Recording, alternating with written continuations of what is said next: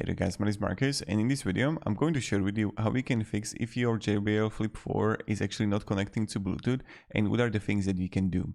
So the first thing that you can do is that when you're gonna have it turned on, so first turn it on, and then what you want to do is just want to press the play button and with the volume up button at the same time, and press and hold it for about like 5 to 15 seconds. So you're going to turn it on, it's going to be turned on, and then what you want to do is just want to press the play button with the volume up button at the same time, and you just want to hold it, right? Press and hold 5 to 15 seconds. It's going to reset, and possibly what will happen, then you can pair them.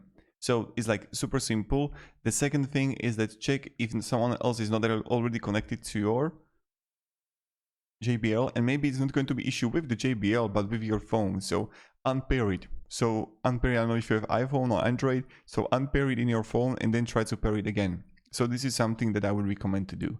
Thank you very much for watching and have a great day and goodbye.